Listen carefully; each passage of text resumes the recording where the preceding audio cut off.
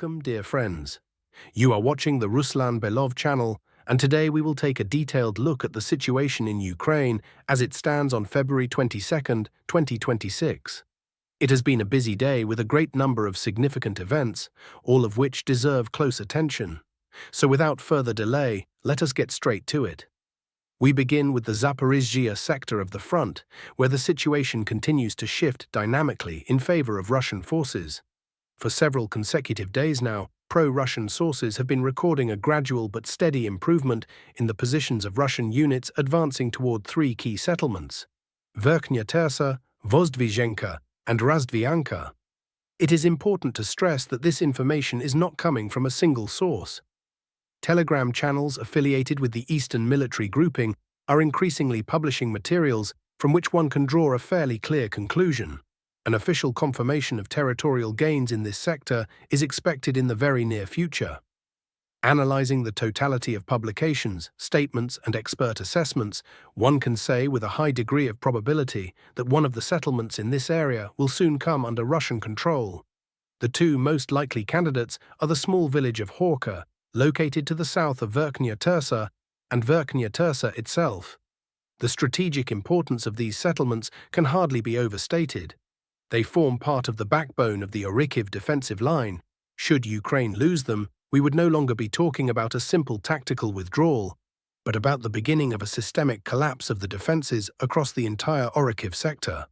This would in turn dramatically worsen the already extremely tense situation facing the Ukrainian armed forces across the entire Zaporizhzhia direction.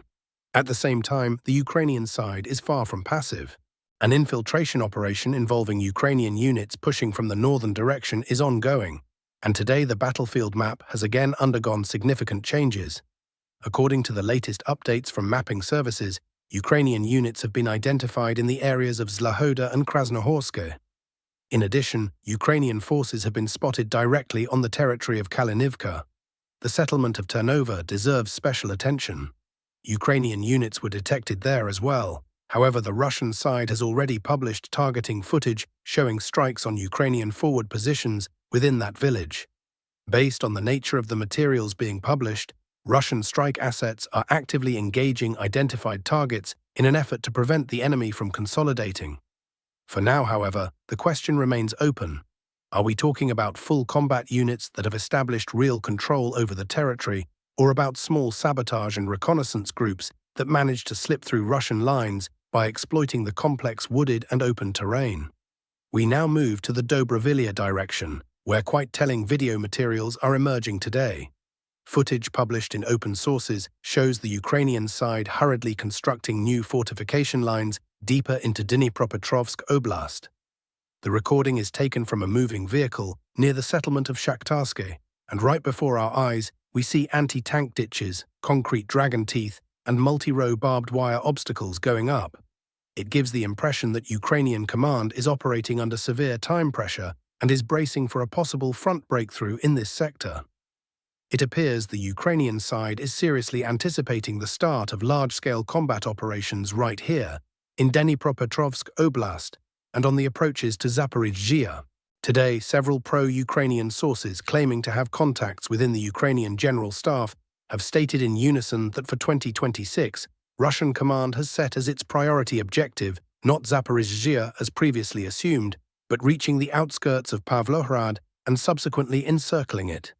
The battle for Zaporizhzhia, it seems, has been pushed back to at least 2027, assuming the conflict continues by then. The logic behind this operational decision is entirely understandable. Pavlohrad is one of the most critical logistical hubs connecting the east and west of Ukraine. Its encirclement or capture would deal a devastating blow to the Ukrainian armed forces' supply chains, severely complicating the movement of troops, equipment, and ammunition in both directions. This is precisely why, according to a number of analysts, Russia intends to first resolve the Pavlohrad problem before launching a broad offensive toward the Dnipro River. This same context explains the current Ukrainian activity in the northern part of the Zaporizhzhia sector. The counter-offensive actions there are designed to improve Ukrainian positions and occupy the so-called grey zone before the spring and summer campaign of 2026 begins. While the enemy has not yet regrouped and concentrated its main striking power, along the Pavlohrad axis. On the Dobrovolya sector itself, fresh corrections to the line of contact are also being recorded. The Russian army, according to assessments from both pro-Russian and pro-Ukrainian mapping services, continues its active offensive. Based on incoming data, the fighting for the settlement of Hryshine is entering its final phase. An official confirmation from the Russian Ministry of Defense may be expected within hours or days. At the same time, Russian units have pressed right up to Serhivka and Novoalexandrivka from the southern direction. The intensity of fighting for both settlements is forecast to spike sharply in the very near future.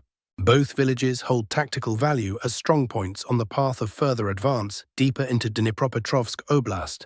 On the Kostiantynivka direction, the situation remains without significant changes.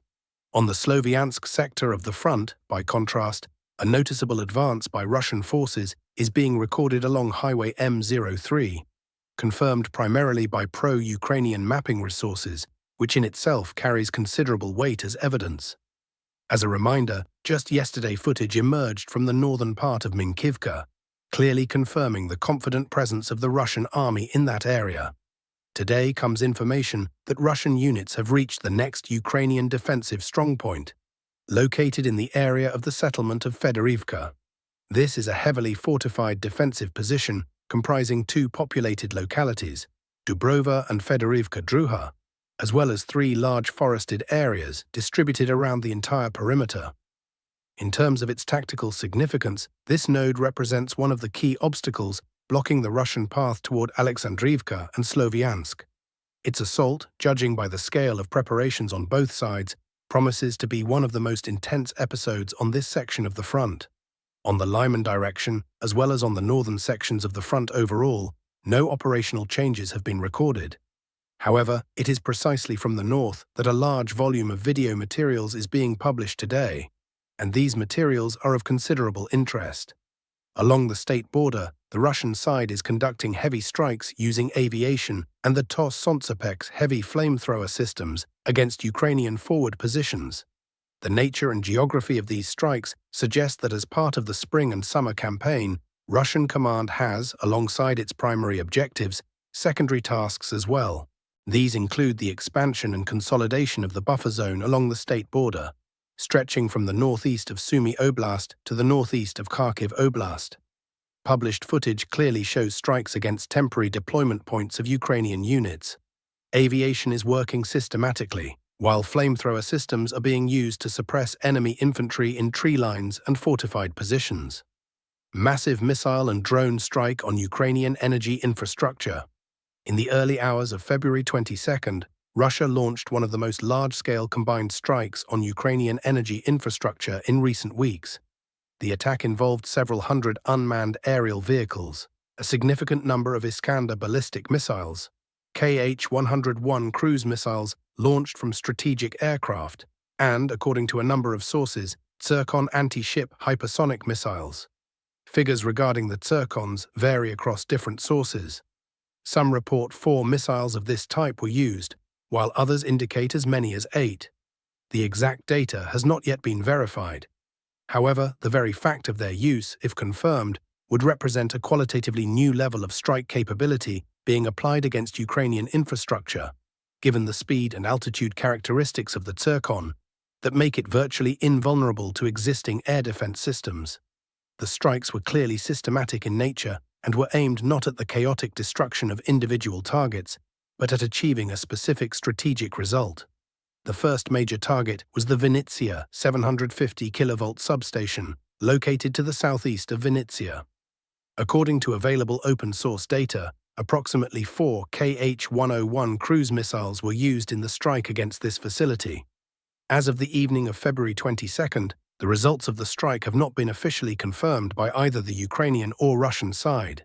Satellite imagery is expected to emerge in due course, which will allow for an objective assessment of the extent of the damage. The second major zone of missile strikes was the area of Kropivnitsky and its surrounding energy facilities. According to available information, this area saw the highest concentration of Iskander ballistic missiles, approximately 15 units.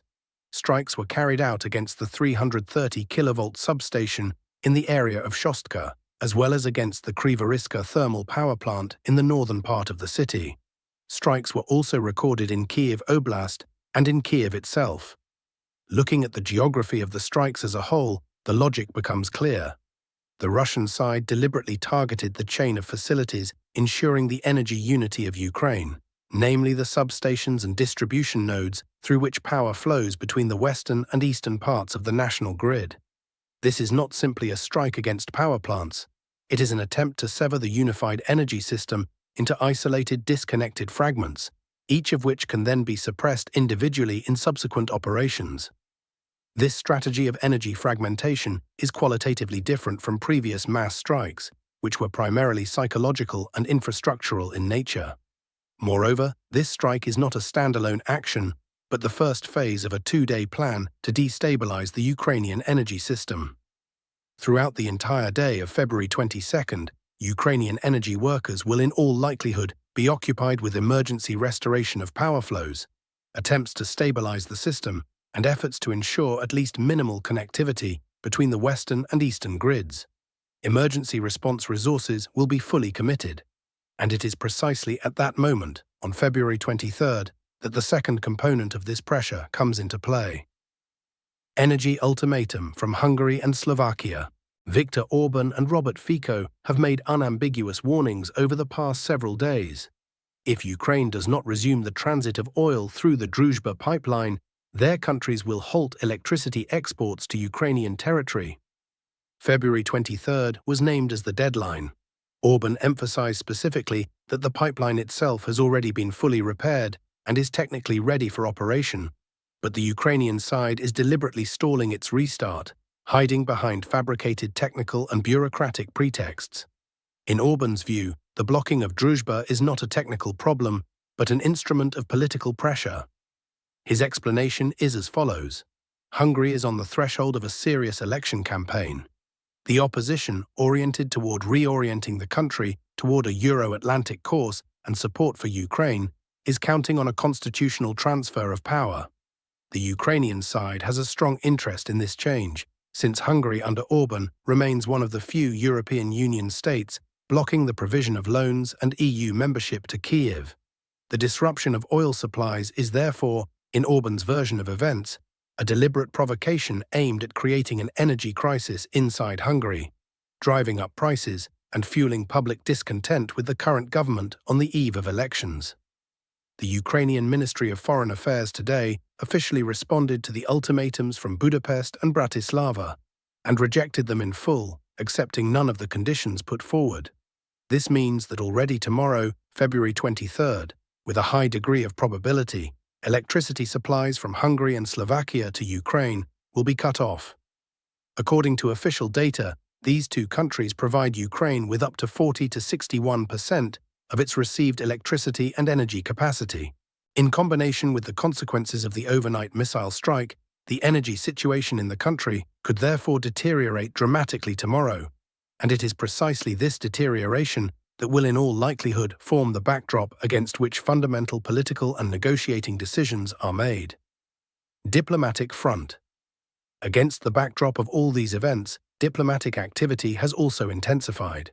Steve Witkoff, special envoy of President Trump, stated today that within the next 3 weeks, negotiations will take place between the United States, Russia, and Ukraine, during which a date for a direct meeting between Zelensky and Putin will be determined.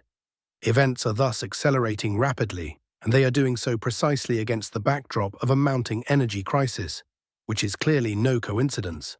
On the other hand, London today made its own loud statement. British representatives made clear that the moment any ceasefire agreement is reached on Ukrainian territory, the United Kingdom will immediately deploy its armed forces there, regardless of the content of any agreements reached by Russia, Ukraine, and the United States during negotiations, whether in Geneva or in the United Arab Emirates. In doing so, the British side is sending an unambiguous signal to all parties involved. Any peace agreements do not mean the end of the conflict. It will continue in a different form, with different participants and under different conditions. That is the picture of the day as of February 22nd, 2026. Multi-layered, rapidly evolving, with military, energy, and diplomatic dimensions that are tightly intertwined with one another. Thank you for watching. Subscribe to the channel, leave your likes, and until the next update.